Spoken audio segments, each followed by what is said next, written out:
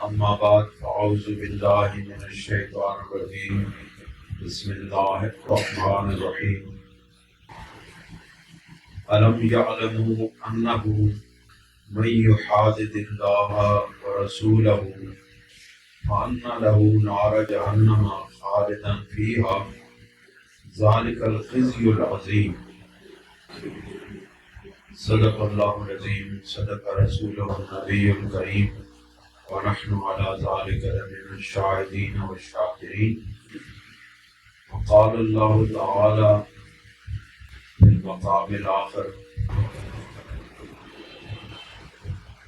إن الله وملائكته يصلون على النبي يا أيها الذين آمنوا صلوا عليه وسلموا تسليما الصلاة والسلام عليك يا رسول الله وعلى آلك وأصحابك يا حبيب الله.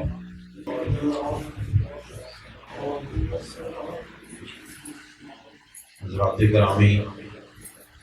آج ہمیں ایک مرتبہ پھر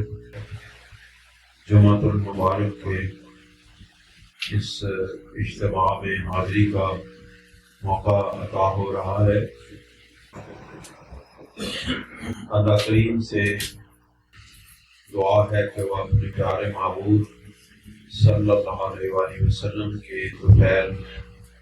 ہم پر کرم فرمائے اور ہمیں قرآن و سنت کو سمجھنے کی توفیق عطا فرمائے.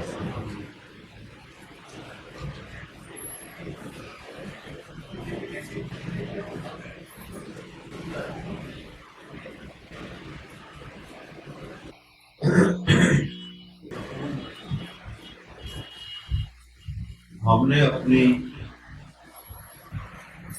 اس مختصر سی زندگی میں جب سے سن شعور کو پہنچے اور قرآن و سنت کا مطالعہ شروع کیا، اپنے بزرگوں کی صحبت میں جو اللہ اور اس کے محبوب صلی اللہ علیہ وسلم کی باتیں سنی، تفاسیری عنوانات کو بزرگوں سے سنا، احادیث کو ان سے پڑھا، ان سے سمجھا، پھر اس کے بعد خود مطالعہ کیا. ابھی تک طالب علمی کا یہ دور گزر رہا ہے، لیکن ہم نے اس سارے عرصے کے اندر قرآن و حدیث پر جب بھی غور کیا ہے تو یہی ہم نے دیکھا ہے کہ قرآن مجید میں اللہ تعالیٰ نے دو چیزوں کا، دو باتوں کا، دو اہم امور کا ذکر فرمایا ہے، اور اسی نقطے پر پورے قرآن مجید کی تعلیمات گردش کرتی ہیں. آپ یہ سمجھیں کہ یہ جس طرح کائنات کے نظام شمسی کا ایک محور ہے اور پوری کائنات اس کے گرد گھومتی ہے، اس طرح قرآن و حدیث کا ایک محور ہے جس کے ارد گرد یہ ساری تعلیمات گھومتی ہیں، اور وہ مرکز و محور توحید اور رسالت ہے. پورے قرآن مجید کا مطالعہ کریں اول سے آخر تک، آپ کو کسی نہ کسی حوالے سے وہ آیت مبارکہ رسول اللہ صلی اللہ علیہ وآلہ وسلم کی عزت و ناموس، آپ کی شان، آپ کی محبت، آپ کا ادب، آپ کا احترام، آپ کی پیروی، آپ کی سنتوں کی پیروی کرتے ہوئے، حکم دیتے ہوئے، ترغیب دیتے ہوئے نظر آئے۔ اس کا یہ مطلب ہے کہ نبی کریم علیہ السلام کی ذات پاک جو ہے یہ قرآن مجید کی تمام تعلیمات کا مرکز و محور ہے۔ اس کی وجہ کیا ہے؟ کبھی آپ نے سوچا ہوگا، یقیناً سارے لوگ سوچتے ہیں آخر کیا وجہ ہے کہ اگر انبیاء کا تذکرہ ہے تب بھی اس میں شان رسالت دکھائی جا رہی ہے، اگر خدا کی توحید کا تذکرہ ہے اس میں بھی مصطفیٰ کریم صلی اللہ علیہ وسلم کے ذریعے توحید کا اقرار کرایا جا رہا ہے۔ قل هو اللہ احد۔ اب رب تعالیٰ نے آپ نہیں آخیا کہ میں ایک ہوں، رب تعالیٰ نے اپنے محبوب کو رکھوایا کہ تو میرے محبوب آپ کے میں ایک ہوں۔ اس کا یہ مطلب ہے کہ اللہ تعالیٰ کے محبوب جو ہیں وہ ہر چیز کے مرکز و محور ہیں۔ یہ ساری کائنات مخلوقات میرے محبوب کے لیے گھومتی ہے، ساری کائنات کا مرکز و محور سرکار کے ساتھ، اور سرکار دو عالم صلی اللہ علیہ وسلم کی ذات کا سب سے بڑا تعلق، واسطہ، سرکار کے ساتھ جڑنے کا ذریعہ وہ ہے محبت رسول، اور وہ ہے ادب رسول۔ ابھی جو میں نے آیت مبارکہ آپ کے سامنے سورہ توبہ کی 63ویں آیت آپ کے سامنے پیش کی ہے، اللہ کریم ارشاد فرماتے ہیں وہ لوگ جو رسول اللہ صلی اللہ علیہ وسلم کے بارے میں اپنی نجی محفلوں میں توہین آمیز گفتگو کرتے تھے، سرکار دو عالم صلی اللہ علیہ وسلم کے متعلق ناجائز الزامات لگاتے تھے، اور اپنی محفلوں کو سرکار دو عالم صلی اللہ علیہ وسلم کے مذاق کے لیے، حضور سرور دو عالم صلی اللہ علیہ وسلم کے استہزاء کے لیے اپنی محفلوں کا انعقاد کرتے تھے۔ ان کے متعلق اللہ نے ارشاد فرمایا أَلَمْ يَعْلَمُوا أَنَّهُ مَن يُحَادِدِ اللَّهَ وَرَسُولَهُ، کیا یہ لوگ نہیں جانتے کہ جو اللہ اور اس کے رسول صلی اللہ علیہ وسلم کی مخالفت کرے، جو اللہ اور اس کے رسول صلی اللہ علیہ وسلم کے خلاف چلے، جو سرکار دو عالم صلی اللہ علیہ وسلم کی توہین کرے،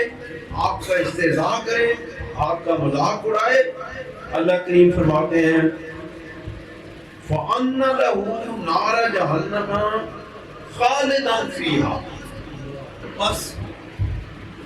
اس کے لیے جہنم کی آگ ہے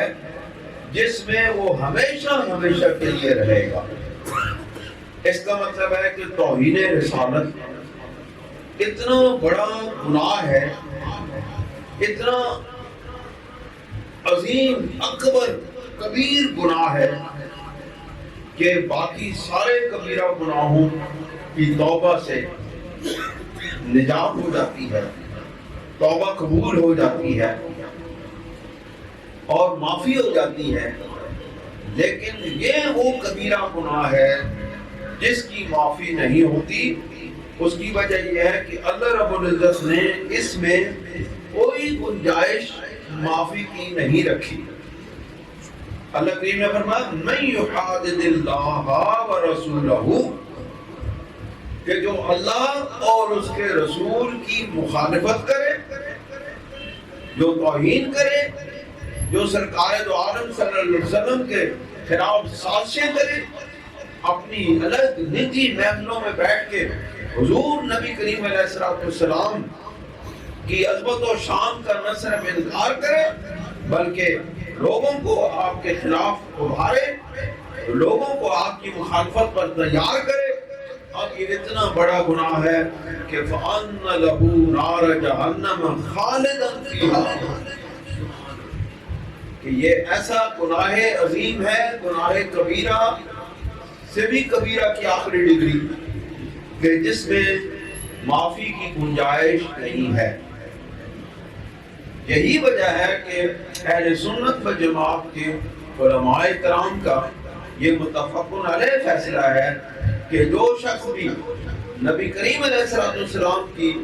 گستاخی کرے اس کے لیے معافی کی گنجائش نہیں ہے، ماں سوائے اس کے کہ اس کو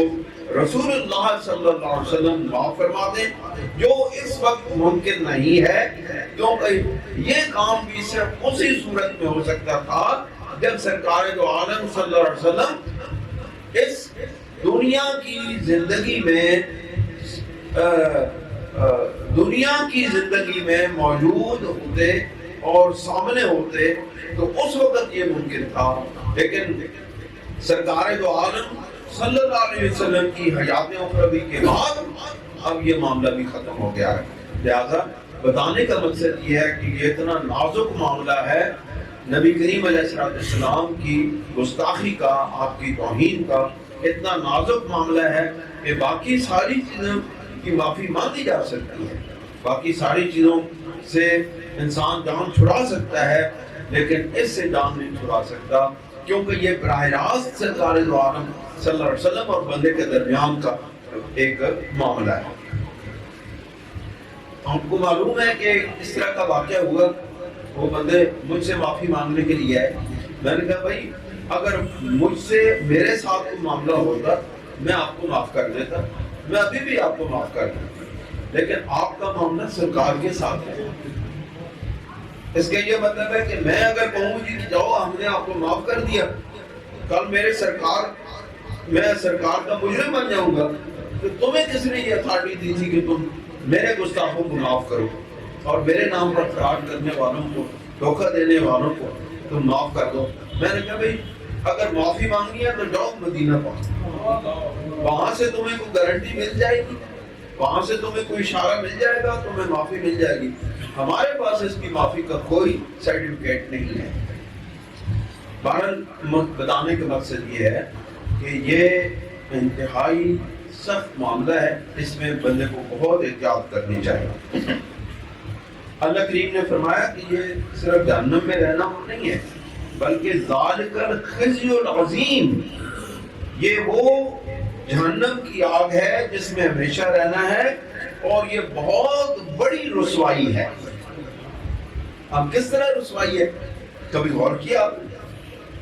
کہ جہنم میں جانا تو ویسے ہی بڑی رسوائی ہے، لیکن جہنم میں جانے والوں کے بھی مختلف درجات طبقات ہیں۔ کوئی جائے گا کبیرہ گناہوں کی وجہ سے، کوئی جائے گا کسی کا مال غصب کرنے کی وجہ سے، کوئی کسی گناہ میں جائے گا، کوئی کسی گناہ میں جائے گا، لیکن یہ اس لیے سب سے بڑی رسوائی ہے کہ یہ دنیا کے سب سے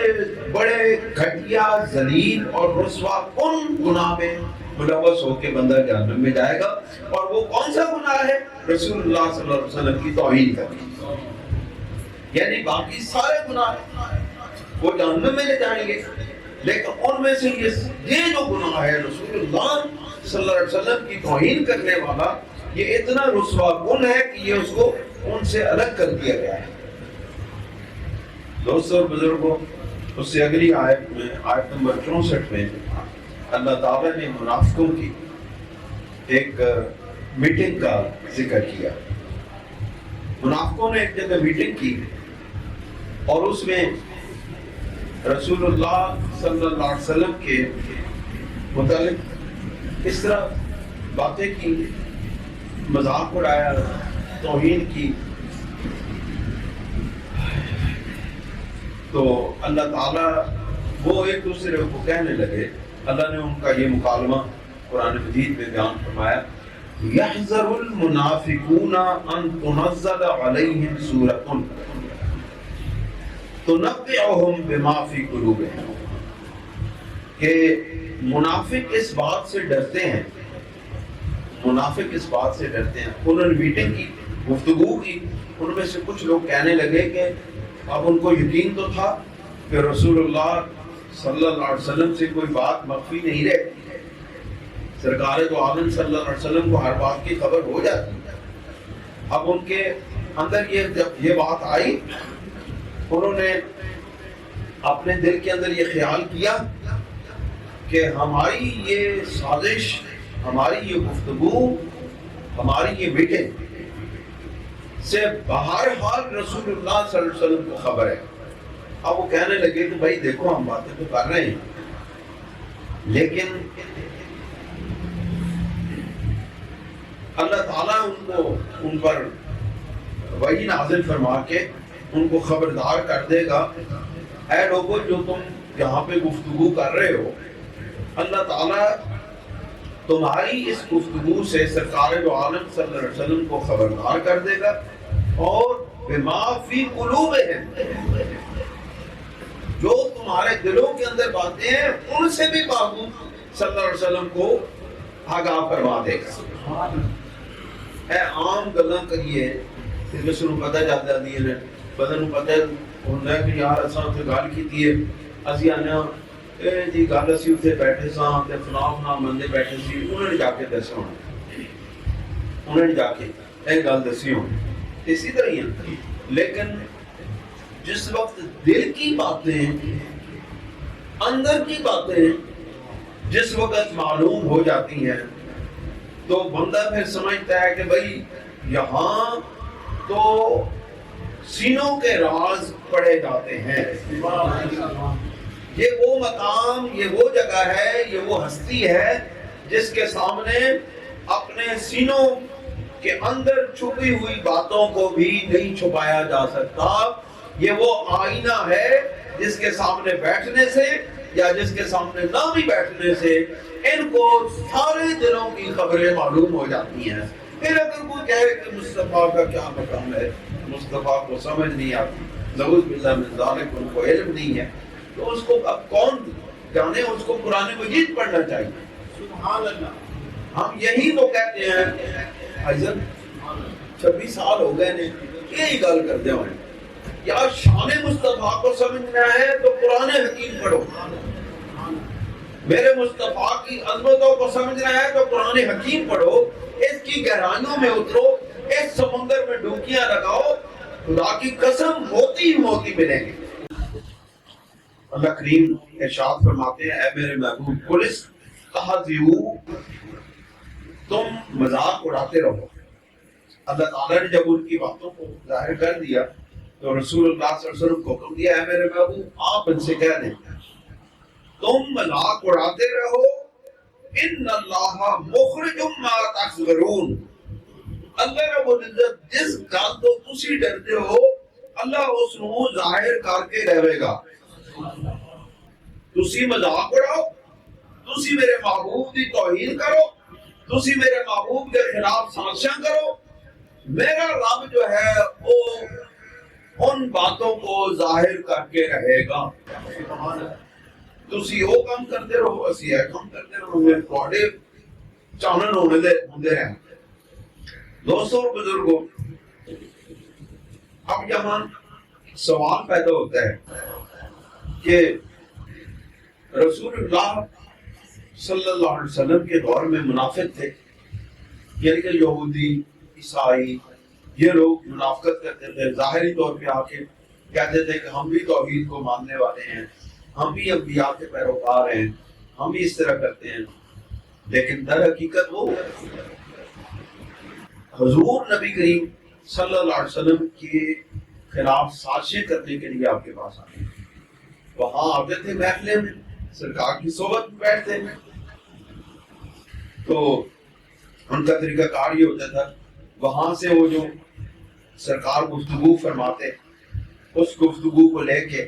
اس کو توڑ موڑ کے ان کے بعد سرکار دو عالم صلی اللہ علیہ وسلم کی حدیث کا اپنے طرف سے تراجم کر کے، اپنی طرف سے تعریفات کر کے جا کے لوگوں کو بتاتے کہ یہ نبی کریم علیہ السلام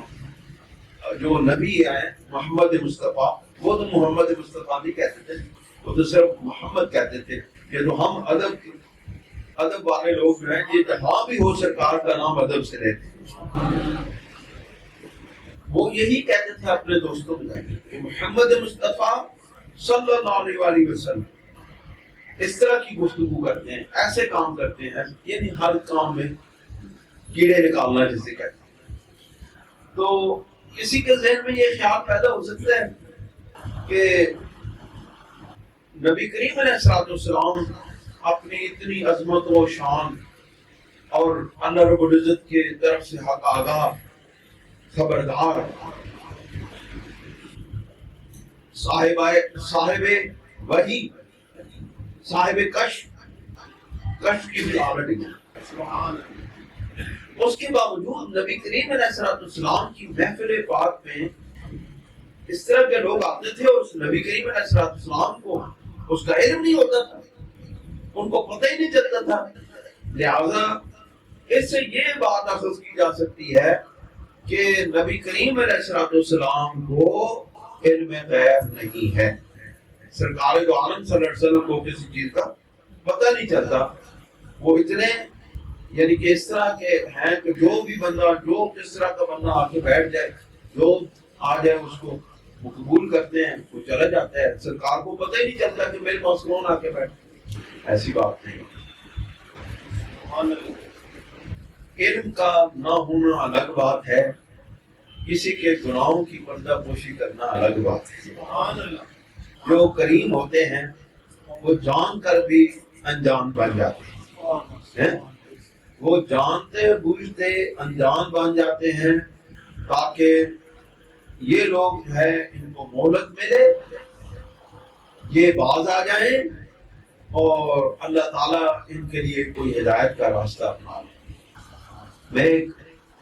سرکار دو عالم صلی اللہ علیہ وسلم کے بارے میں حضرت امام فخر الدین رازی رحمۃ اللہ علیہ کی ایک روایت آپ کے سامنے پیش کرتا ہوں۔ وہ کہتے ہیں کہ حسن نے کہا، شاید اس سے مراد حسن بصری، اجتمع 12 رجلا من المنافقین، کہ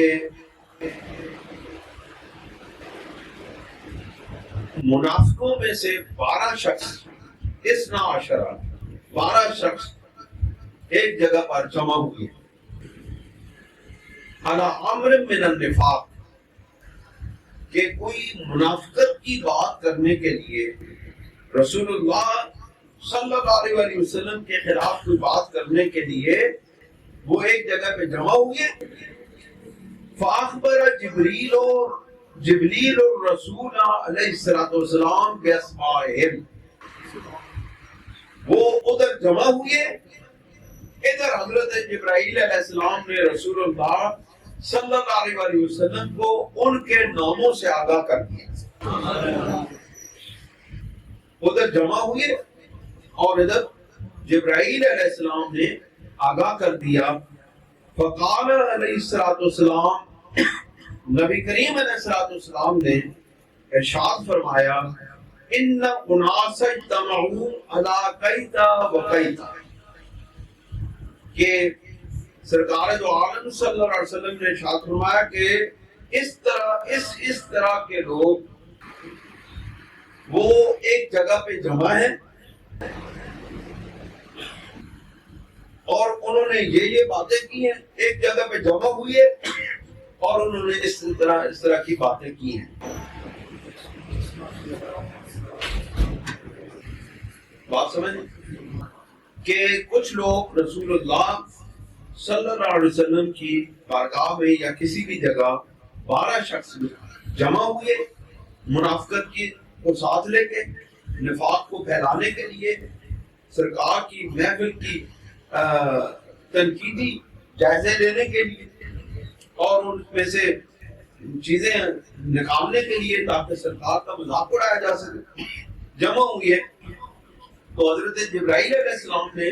سرکار دو عالم صلی اللہ علیہ وسلم کو ان لوگوں کے ناموں سے آگاہ کر دیا، یہ بندے جو ہیں یہ میرے محبوب آپ کے خلاف سازش کرنے کے لیے اکٹھے ہو گئے ہیں۔ سرکار نے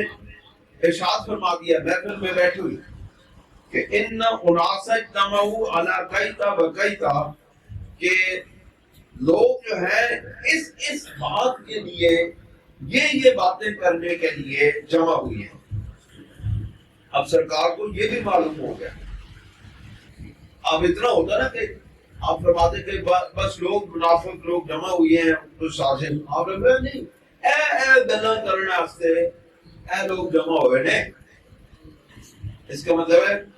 ہمارے سرکار دو عالم صلی اللہ علیہ وسلم کو چھوٹی چھوٹی باتوں کا بھی علم ہے، ان کو ان باتوں کا بھی علم ہے جو وہ باتیں کرنے جا رہے تھے، جن باتوں کو پر جس ایجنڈے پر جن پوائنٹس پر انہوں نے وہ میٹنگ رکھی تھی، سرکار کو وہ ایجنڈا معلوم ہو گیا۔ آپ نے فرمایا فَلْيَقُومُوا، اے لوگوں کھڑے ہو جاؤ۔ آپ نے اس وقت نام نہیں لیا، آپ نے فرمایا جو لوگ بھی ہمارے خلاف سازش کرنے کے لیے جمع ہوئے ہیں وہ کھڑے ہو جائیں۔ وَلْيَعْتَرِفُوا، اور اپنا اعتراف جرم کریں، اپنے جرموں کا اعتراف کریں۔ وَلْيَسْتَغْفِرُوا رَبَّهُمْ، اور اپنے رب سے معافی چاہیں۔ اب میں نے آپ کو بتایا نا پہلے ابتدا میں کہ معافی کون دیتا ہے، کون دے سکتا ہے، اس حدیث پاک سے آپ کو معلوم ہو جائے۔ سرکار نے فرمایا کھڑے ہو جاؤ، اس کا مطلب ہے کہ جس وقت کوئی غلطی کا اقرار کرے وہ کھڑے ہو کے کرے، آخے جی مجھ سے غلطی ہوئی ہے، جنا بڑے نا مرد بڑے، کھڑے ہو کے آخے میرے کو غلطی ہو گئی، میں معافی مانگوں۔ آپ نے فرمایا فَلْيَقُومُوا، بس کھڑے ہو جاؤ۔ وَلْيَعْتَرِفُوا، اور اعتراف جرم کرو، اعتراف کر لینا، مان لینا۔ صوفیاء کرام نے حدیث پاک کہ جڑا بندہ اپنی غلطی مان لینا، ندامت اختیار کر لا جانا، بس یہی توبہ۔ صحابہ کرام رضوان اللہ تعالیٰ علیہم اجمعین نے توبہ کا مفہوم پوچھا، یا رسول اللہ توبہ کیا ہے؟ سرکار نے فرمایا التوبۃ هو الندم، کہ توبہ یہ ہے کہ تو نادم ہو جائے، دسن دی بھی لوڑ نہیں، بس دل وچ آکھ یا اللہ میرے کو غلطی ہو گئی، میں تیرے کو معافی مانگتا، بس اتنا پشیمانی کا اظہار کرنے سے اللہ تعالیٰ بندے کے گناہوں پر پردے ڈال دیتا ہے، معاف کر دیتا ہے۔ پھر یہاں تک بھی قرآن مجید میں ہے کہ ان گناہوں کے بدلے اللہ تعالیٰ اس کو نیکیوں میں بدل دیتا، ان کو اس گناہوں کو صرف معاف نہیں کرتا، گناہ معاف ہوتے ہیں، ان پہ پردے ڈالے جاتے ہیں، ان کو معاف کیا جاتا ہے، پھر ان گناہوں کے بدلے میں نیکیاں بھی عطا کر دی جاتی ہیں۔ یہ شان ہے رحمت کی۔ تو فرمایا حتی اشفع لہم، آپ نے فرمایا کھڑے ہو جاؤ، اعتراف جرم کرو، رب تعالیٰ سے معافی مانگو، یہاں تک کہ میں تمہاری سفارش کر سکوں۔ کیا شان ہے، اتنا عظیم الشان ہستی، اتنی عظیم الشان ہستی کائنات میں اور کوئی نہیں ہے کہ جو اتنی مشفق و مہربان ہو کہ جو یہ کہے کہ تم اگر اعتراف جرم کر لو گے، تم میری بات مان لو گے، پھر میرے پاس ایک اتھارٹی آ جائے گی، پھر میں تمہاری قیامت کے دن میں تمہاری سفارش کروں۔ کوئی اس طرح کا ہے؟ ارد گرد نظر مار کے دیکھو، کوئی بندہ ہے جو نظر آتا ہو؟ سرکار تو علاوہ ایسی کوئی ہستی موجود نہیں جڑی اتنی مشفق و مہربان ہوئے کہ اپنے خالص دشمنوں نو جڑے رسول اللہ صلی اللہ علیہ وسلم کے خلاف سازشاں کرن، انہوں نے بھی معاف کرنے کے تیار ہوئے۔ آج ہمارے ہاں دیکھیں، ہمارے ساتھ کوئی ذرا سی بات کر دیتا ہے، ہمارے خلاف کوئی بات کر دیتا ہے، آج آپ دیکھیں کوئی ایسی شخصیت، کوئی ایسا ہم میں سے مجھ جیسا بندہ بھی اپنے خلاف گفتگو کرنے والوں کو معاف کرنے پر تیار نہیں ہوتا، بلکہ وہ تو یہ چیزیں چاہتا ہے کہ کوئی موقع ملے، اس نے میرے خلاف بات کی ہے، اس نے میرے ساتھ ایسا واقعہ کیا ہے، کوئی مجھے موقع ملے اور میں اس کو اس کا بدلہ لوں بلکہ اس سے آگے میں اس کو لے کے چلوں. لیکن ایک ہستی ایسی ہے, ایک مشفق و مہربان ہستی ایسی ہے جو ہمیں اس دنیا میں بھی نجات عطا کرنا چاہتی ہے اور جو ہمیں آخرت میں بھی نجات عطا کرنا چاہتی ہے, وہ ہمارے محبوب کریم صلی اللہ علیہ وسلم کی ذات پاک ہے. اب دیکھیں بدبختی کی حال یہ ہو, پھر کیا ہوتا ہے؟ فلم یقوموا, وہ کھڑے نہ ہوئے. فقال علیہ السلام, اب حجت قائم ہو گئی. فقال علیہ السلام, سرکار دو عالم صلی اللہ علیہ وسلم نے ارشاد فرمایا اس کے بعد بعد ذالک, قم یا فلانو یا فلانو یا فلانو یا تم بھی کھڑا ہو جا, تم بھی کھڑا ہو جا, تم بھی کھڑا ہو جا. اب ہم پہلے موقع دے رہے تھے کہ کھڑے ہو کے خود ہی اعتراف کر لو. جب تم کھڑے نہیں ہوئے اب ہم کہیں گے کہ تو بھی کھڑا ہو جا, تو بھی کھڑا ہو جا, تو بھی کھڑا ہو جا. جب پردے چاک ہو گئے, حتی علیہم السلام, یا پھر اس کے بعد رسول اللہ صلی اللہ علیہ وسلم وہ جو گروپ بنا کے بیٹھے تھے نا, ان کے پاس آ گئے. سرکار دو عالم صلی اللہ علیہ وسلم ان کے پاس آ گئے. فرمایا ثم قالوا, پھر وہ کہنے لگے نعترف ونستغفر. جب وہ پردہ چاک ہو گیا پھر وہ کہنے لگے ہم اعتراف جرم بھی کرتے ہیں اور ہم استغفار بھی کرتے ہیں, معافی بھی مانگتے ہیں. فقال, سرکار دو عالم صلی اللہ علیہ وسلم نے ارشاد فرمایا الان انا كنت في اول الامر اطيب نفسا بالشفاعت. آپ نے فرمایا اب تم معافی مانگنے آئے ہو, حالانکہ میں پہلے جو بات میں نے کی تھی اس کے اوپر میں جو ہے نا تمہارے نفسوں کی شفاعت کرنے کے لیے تیار تھا. واللہ کان اسرع فی الاجابت, اور اللہ کریم صلی اللہ علیہ وسلم اگر اس وقت تم میری بات مان لیتے, واللہ کان اسرع فی الاجابت, تو اللہ رب العزت تمہارا فوری طور پہ اس کا جواب دیتا اور تمہیں معاف فرما دیتا. سبحان اللہ. اخرجوا عنی, اخرجوا عنی, اب نکل جاؤ ہمارے پاس, اب ہماری محفل سے نکل جاؤ, یہاں سے نکل جاؤ. یہاں تک کہ وہ سرکار دو عالم صلی اللہ علیہ وسلم کی محفل سے نکال دیے گئے اور وہ چلے گئے. اسی طرح کا ایک اور واقعہ جس میں مصطفیٰ کریم صلی اللہ علیہ وسلم کی نرمی, پیار اور محبت کا ایک سمندر چھلکتا ہوا نظر آتا ہے اپنی امت کے ساتھ. میں یہ اس لیے بات بیان کر رہا ہوں کہ آپ اس نبی صلی اللہ علیہ وسلم کی قدر کو پہچانیں, ان کے ساتھ اپنا تعلق ربط ضبط, اپنا قلبی تعلق بنائیں, ان کو سوچیں, ان کی فکر کریں, ان کی یاد کریں, ان پر درود بھیجیں, تاکہ آپ کا سرکار کے ساتھ ایک قلبی تعلق قائم ہو جائے کہ جو اتنی مشفق و مہربان ہستی, جو اتنی کریم ہستی, جو اتنی رحیم ہستی, جو ہماری دنیا اور آخرت کی بھلائیوں کے لیے تڑپنے والی ہستی, اس کے ساتھ ہمارا تعلق غلامی قائم ہو جائے. یہ بھی اسی طرح کا ایک واقعہ ہے کہ جس وقت سرکار دو عالم صلی اللہ علیہ وسلم غزوہ تبوک سے واپس تشریف لا رہے تھے تو ایک جگہ پر ان عند رجوع رسول صلی اللہ علیہ وسلم من تبوک ہے, من تبوک, کہ جس وقت سرکار دو عالم صلی اللہ علیہ وسلم تبوک سے واپس آ رہے تھے, وقف له علی العقبۃ 12 رجلا, کہ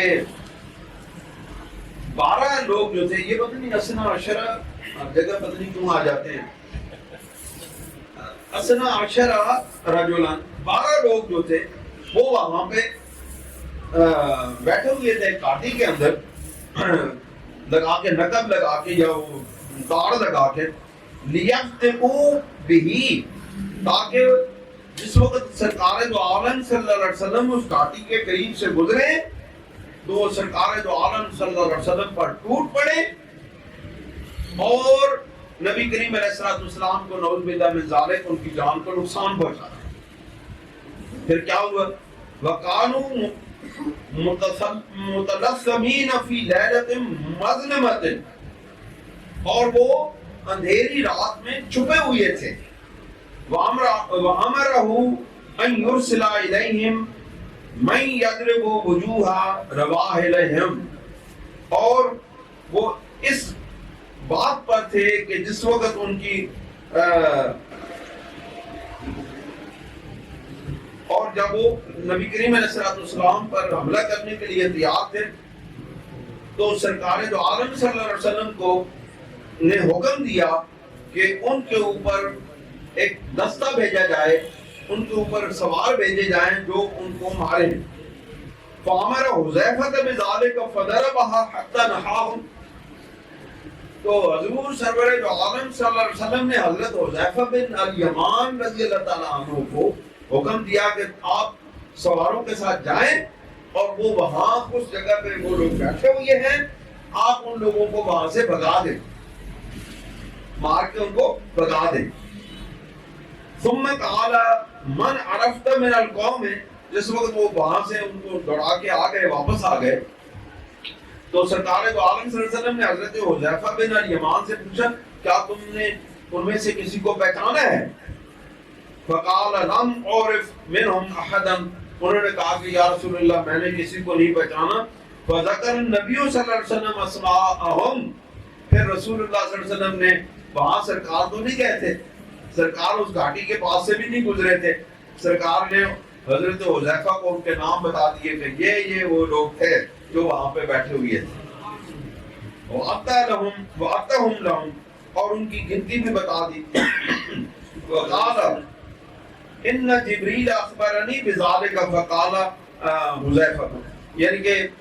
پھر فرمایا کہ یہ اس بات کی خبر مجھے جبریل علیہ السلام نے دی ہے۔ فقال حذیفہ، حذیفہ رضی اللہ تعالیٰ عنہ نے کہا الا تبعثوا الیہم لیقتلوا، یہ جو میں اب بات کرنے لگا ہوں یہ اس کا پورا اس پس منظر جو بیان کیا ہے، اس کا جو مرکزی نقطہ ہے وہ میں اب بیان آپ کے سامنے رکھنے لگا۔ فرمایا حضرت حذیفہ نے الا تبعثوا الیہم لیقتلوا، یا رسول اللہ صلی اللہ علیہ وسلم آپ ان کو، ہمیں تو آپ نے حکم دیا کہ آپ ان کو دوڑا دیں، آپ کوئی بندے بھیجیں تو ان کو قتل کر دیں، آپ نے تو نام لے لی ہے، اب جا کے کوئی بندے بھیجیں ان کو قتل کر دیں۔ فقال، سرکار دو عالم صلی اللہ علیہ وسلم رحمت و شفقت کے پیغمبر، انہوں نے ارشاد فرمایا اکرہ ان تقول العرب قاتل محمد باصحابہ، میں اس بات کو ناپسند کرتا ہوں کہ عرب کے لوگ کہیں کہ محمد مصطفیٰ صلی اللہ علیہ وآلہ وسلم اور ان کے صحابہ ان لوگوں کو قتل کیا کرتے تھے، حتی اذا ظفر صار یقتلہم، جب وہ لوگ اہل عرب پر غالب آ جاتے، یعنی لوگ کہیں گے، عرب کہیں گے کہ مصطفیٰ کریم صلی اللہ علیہ وسلم اور ان کے صحابہ جب لوگوں پر غالب آ جاتے، جب ان کو کامیابی ملتی تو وہ لوگوں کو قتل کر دیا کرتے تھے۔ میں اس بات کو، اس پروپیگنڈے کو ہمیشہ ہمیشہ کے لیے دفن کر دینا چاہتا ہوں۔ بل یکفین اللہ، آپ فرماتے ہیں میں بل یکفین اللہ ذالک، میں اس پر اللہ رب العزت کو ہی کافی سمجھتا ہوں۔ دوستوں اور بزرگوں، آخری 2-4 منٹ ہیں اور آپ کو معلوم ہے محرم الحرام کے ایام ہیں اور ان ایام کی ابتدا بھی شہادت ہے اور ان کی انتہا بھی شہادت ہے۔ اس دردناک سانحہ اور واقعہ میں جو ابتدائی شہادت ہوئی ہے وہ حضرت سیدنا عمر فاروق رضی اللہ تعالیٰ عنہ کی ہے۔ آپ نوجوان بیٹھے، آپ کو معلوم ہے اس وقت سوشل میڈیا پر ایک طوفان برپا ہے کہ جی حضرت عمر فاروق رضی اللہ تعالیٰ عنہ کی شہادت 26 کو ہی، وہ کہتا ہے 27 کو ہی، وہ کہتا ہے 1 محرم الحرام کو ہی۔ بھائی ہم نے کبھی کسی کے معاملات میں مداخلت نہیں کی، ہم نے کبھی کسی کو کہا کہ تم یہ دن کیوں منا رہے ہو، اس دن تم شہادت کیوں مناتے ہو، اس دن فلاں بزرگ کی کیوں شہادت مناتے ہو، فلاں کی ولادت کیوں مناتے ہو، ہم نے کبھی کہا؟ ہم اپنے مطلب فکر کے مطابق، اہل سنت و جماعت کی مستند کتابوں کے مطابق، تاریخ کی مستند کتابوں اور حدیث کے مطابق، یہ آثار صحابہ کے اندر ان کی یہ باتیں شامل کہ حضرت عمر فاروق رضی اللہ تعالیٰ عنہ کی شہادت یکم محرم الحرام کو ہوئی، چلے بالفرض مان لیتے ہیں یکم محرم کو نہ ہوئی، تو آپ مجھے قرآن و حدیث کے روشنی میں، قرآن و حدیث کے اعتبار سے کوئی ایک دلیل دے دیں جس میں یہ ہو کہ یکم محرم الحرام کو حضرت عمر فاروق رضی اللہ تعالیٰ عنہ یا کسی اور صحابی کے لیے یا اہل بیت اطہار میں سے کسی حضرت کے لیے، کسی عظیم الشان ہستی کے لیے ایصال ثواب کرنا گناہ، جرم اور منع ہے۔ بس یہ بات اتنی دلیل ہے کہ اگر بالفرض یکم محرم الحرام کو سیدنا عمر فاروق رضی اللہ تعالیٰ عنہ کی شہادت نہیں ہوئی،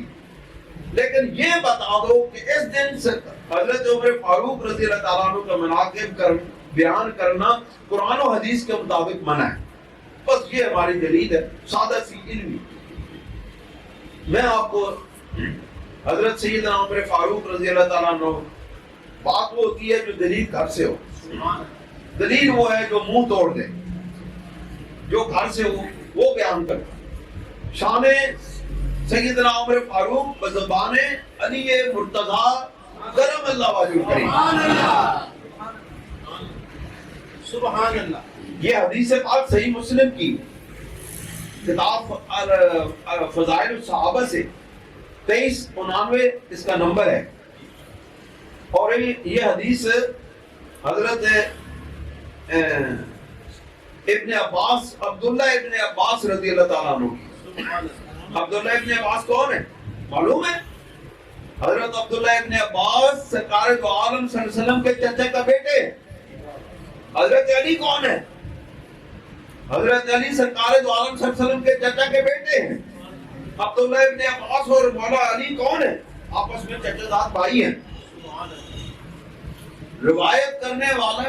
عبداللہ ابن عباس، جس سے روایت کی جا رہی ہے وہ مولا علی، روایت کرنے والے بھی اہل بیت،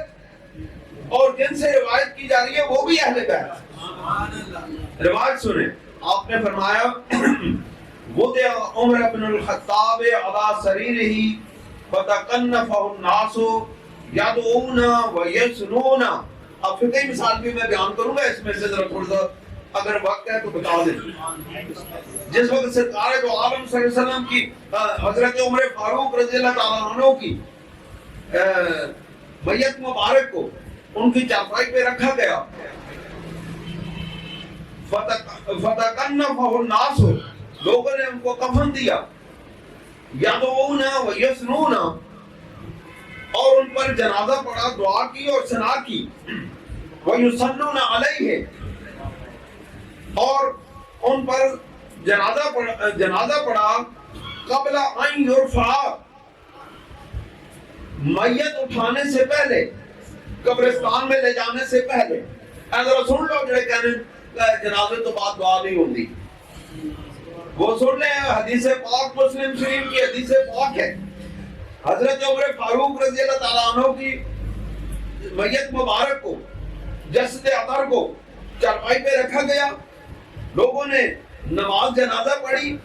پھر ان کے لیے یدعون ویسنون، ان کے لیے دعا کی اور ثنا کی۔ اگر جی جنازے تو بعد دعا کرنی جائز نہیں، پتہ نہیں کتوں پڑھ لیتے ہیں۔ پھر کیا ہوا؟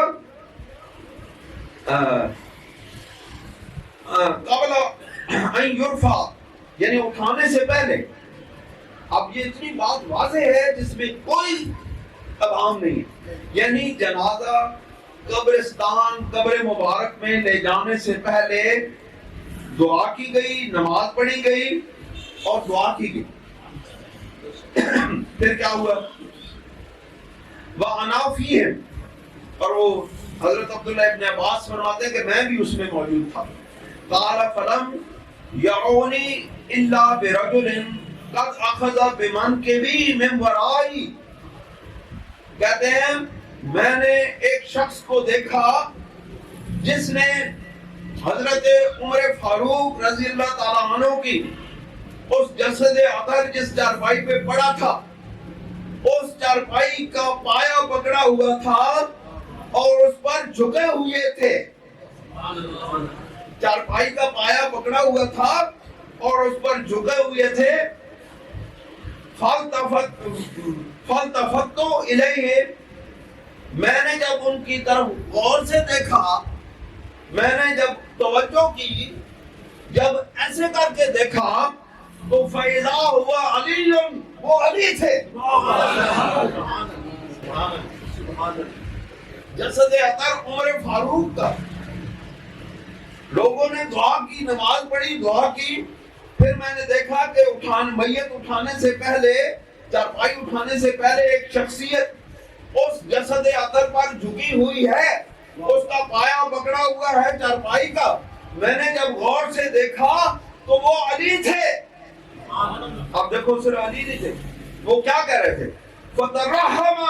علی عمر، وہ کہہ رہے تھے یا اللہ عمر پر رحم فرمانا، یا اللہ عمر پر رحم فرمانا. وقال، اور پھر کہنے لگے ما خلفت احدا احب الی ان القى اللہ بمثل عمله منک. اے عمر، اب میں تیرے سوا اور اس دنیا میں کوئی بندہ نہیں پاتا جن کی مثل میں کام کرنے، جن کی طرح کے میں کام کرنے کی تمنا کرتا ہوں. آپ فرمانے لگے وَأَيُّمُ اللَّهِ إِن كُنْتُ لَأَظُنَّ أَن يَجْعَلَكَ اللَّهُ مَعَ صَاحِبَيْكَ، اور فرمایا میں اس بات پر غالب گمان رکھتا ہوں کہ اللہ رب العزت آپ کو اپنے دوستوں کے ساتھ ملا دے گا. کیوں؟ وَذَاكَ أَنِّي كُنْتُ أُكْثِرُ أَسْمَاءَ رسول اللہ صلی اللہ علیہ وسلم. آپ نے اس کی وجہ بیان کی. آپ نے فرمایا وہ اس وجہ سے کہ میں نے اکثر رسول اللہ صلی اللہ علیہ وسلم کو یہ بات کہتے ہوئے سنا ہے کہ یقول، آپ فرماتے تھے ہے جیت و ناب ابو بکر و عمر، میں آیا، ابو بکر آئے اور عمر آیا. کہتے میں نے اکثر یہ بات سنی کہ جب بھی سرکار فرماتے میں آیا، ابو بکر آئے، عمر آئے. وَدَخَلْتُ عَنَا ابو بکر و عمر، میں داخل ہوا، ابو بکر داخل ہوئے، عمر داخل ہوئے. یہ سرکار نے فرمایا. وَخَرَجْتُ عَنَا، اور میں کسی مقام سے نکلا، وہ ابو بکر نکلے اور عمر نکلے. فَإِن كُنْتُ لَأَرْجُو أَوْ لَأَظُنَّ أَن يَجْعَلَكَ اللَّهُ مَعَهُمَا. یا اے عمر، میں اس بات کی تمنا رکھتا ہوں، اس بات کی دعا کرتا ہوں اور اس بات کا گمان کرتا ہوں کہ اللہ رب العزت نے تمہیں ان کے ساتھ ملا دیا ہے. کہ جب دنیا میں رسول اللہ ابو بکر و عمر سے الگ نہ ہوئے، جب کہیں گئے تو ساتھ گئے، جب آئے تو ساتھ آئے، تو اب جہاں پہ ہیں وہیں بھی ساتھ ہی ہیں. اب کوئی جتنا مرضی روتا پیٹتا رہے، حال پکار کرتا رہے، روتا رہے، مارتا رہے، جو مرضی کرتا رہے، اب سرکار سے ان ہستیوں کو جدا نہیں کیا جا سکتا ہے. کیوں؟ اللہ تعالیٰ نے ان ہستیوں کو رسول اللہ کے ساتھ ملا دیا ہے. اب کون ہے جو ان کو جدا کرے؟ اس لیے جن کو اللہ تعالیٰ اپنے محبوب کے ساتھ ملا دیتا ہے ان کو وہاں سے کوئی نہیں جدا کر سکتا. ابو بکر کو، عمر فاروق کو، صحابہ کرام میں سے کسی ایک کو بھی رسول اللہ سے جدا نہیں کیا جا سکتا. اللہ تعالیٰ ہمیں عمل کی توفیق عطا فرمائے.